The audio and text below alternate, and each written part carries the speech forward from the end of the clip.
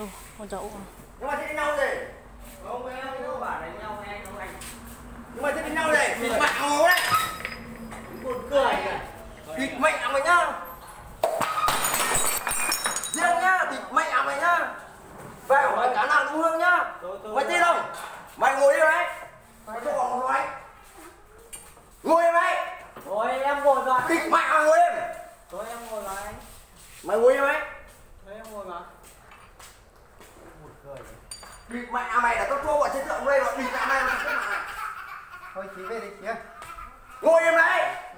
Anh ơi, thôi cho bạn xin. Mày địt mẹ mày đừng có tưởng bố mày nhá. Này.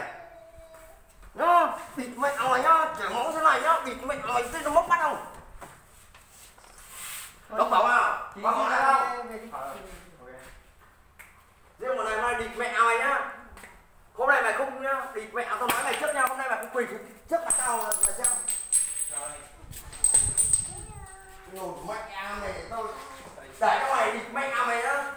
Tao hoàng để mày nói chuyện tao.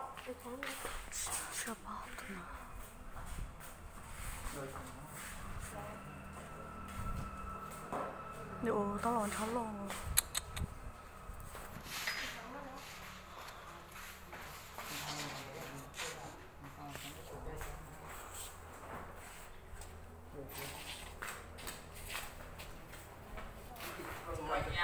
Mày gọi tất cả mày lên cái này.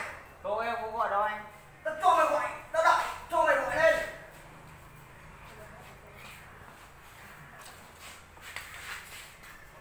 Tao đợi cho mày gọi lên này. Mẹ nhà mày đi.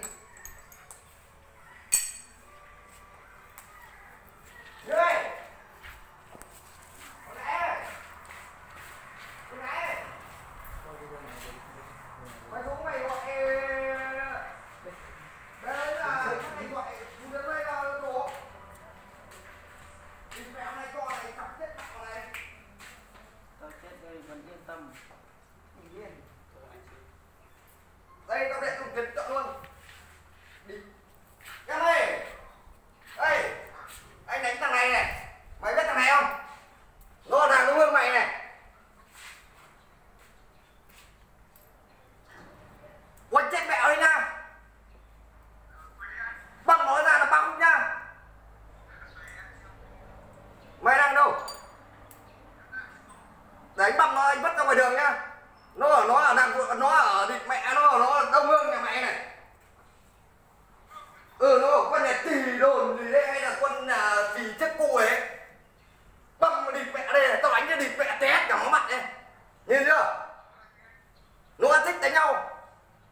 Chọc chết mẹ đây nhá. Vứt ra ngoài đường. Xuống đây. Xuống luôn. Địt băm mẹ nó ba không vứt mẹ ngoài đường. Tao nói mày nhá, địt mẹ mày động tao ấy. Cỡ con mày ấy, chỉ là con chó ở ngoài đường. Đâu từ đầu em. Mày giúp tao chấm ở thế nào đây? Bỏ sinh rồi lấy tao chấm thế nào? Cho bọn nó xuống băm mẹ mày thì băm. Em bị đánh trên mình côi. Bổ gọi đi.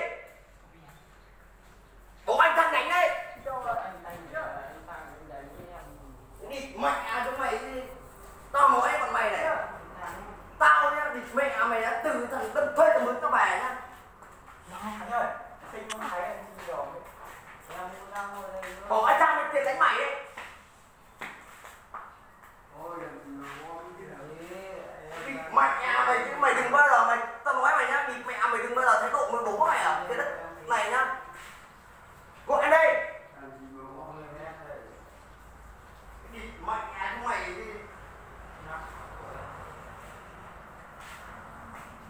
Tao nói mày nhá, địt mẹ mày tao lành, tao rất lành. Nhá. Tao nói mày tao lành, tao rất lành. Thấy chưa? Tao nói mày từ ngay từ bắt đầu rồi nhá, để cho mày hiểu tao thêm thôi. Cả biết tình dục nó chặt nó động tao.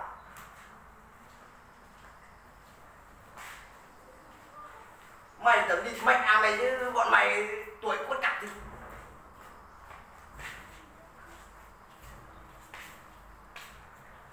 Tao địt mẹ mày tao đã đọc một tí nữa bọn chúng nó đánh mày chết này.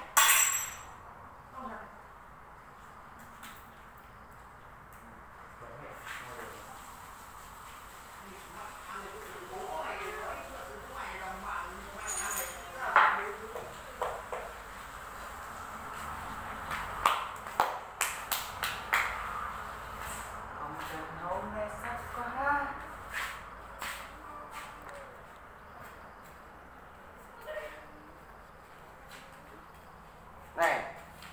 nói mày này. Anh tôn trọng mày rất tôn trọng nhá. Rồi chỗ anh em Nhá, mình anh tôn trọng anh rất tôn trọng nhá. Nhưng mày hỏi cả đi mẹ mà cái đất công lương đây nhà tao rồi. rồi đây Đây, đây thôi có công lương này. đây chỗ Thằng nào? chỗ nhà anh em mà. Thằng nào? Mày cái đất thằng nào? Tìm lại thì em đâu mà Cái địt mẹ à mày cái mày sao anh mày chẳng biết thì biết con bố mày. anh em mình đâu mà Ôi được. lại Có phải địt mẹ đâu. Con là sao? Thằng nôn này nó định ra vẻ hôn lớn với con nó ở cái đất nhà trọ này địt mẹ à mày chứ. Tôi cũng ai chết cho mẹ mày đi. Ôi bảo là Vâng. thôi. nó đang cho em một chuyến à đây rồi Mẹ à đấy chứ nó định ra vẻ hôn lớn quá bỏ là Thì ở trên này nó định là nó quay. Bỏ cái này nó là xuống trong tiết cho mày. làm sao Địt mẹ à đấy chứ nó ra vẻ nó ngồi nó ở đây nó lại thích ra vẻ bố trứng ấy. ô anh nói đi em sai Tôi đang là xong chưa? dạ Xong đi về đi. Con mẹ nhà mày đi. Tao nói mày nhá. Chả mày bây giờ mày tin không? Bây giờ mày hiện tao luôn nó xuống tận nhà mày. Làm sao không? thôi để bảo nó là nói. Con mẹ nhà đấy. Có đầu có đuôi sao phải làm ăn thế à? Alo. Mày gọi đây. Hai đứa nữa mày ra khỏi nhà không? chú sĩ à chú ở nhà không sang chỗ nhà gì nhỉ Lại thằng. chỗ nhà anh Tăng nói chuyện tí cháu đang bị ấy anh Tăng đánh cho đây cái kiểu là người ấy sao Đi ngủ đi. Anh sao đâu, anh có liên quan gì đâu, anh biết. vâng vâng Anh chỉ ngồi nhìn thôi. Anh chỉ ngồi nhìn thôi, đừng lo nha, anh chỉ ngồi nhìn thôi, không sao đâu. Cái gì đâu. Anh nào nhỉ? Nói chuyện với ông này đúng không? Đang nói chuyện với nhau thì anh có bị anh hiểu đâu. Anh chỉ ngồi nhìn thôi, cái gì đâu. Mày làm ra có cái gì Anh được chỉ không? ngồi nhìn thôi. Có cái gì được không? không Không có gì mày đi vào phát triển Bây giờ mình phát hiện ra nhá. Quan tâm anh ghê nhá. Vừa mày bảo nó vừa thế đánh nhau thì được cái gì? Sao? Thôi. Đánh nhau thì luôn công an thôi. Cái thằng chó này này. Nó thích địt mẹ à mày nhá. Tao nói mày nhá. Mày thích thể hiện nhá. Tao nói trước tao không muốn động đến ai nhá. Nhưng mày thích thể hiện. Cho mày thích mẹ mày. Nói không đi vào đấy.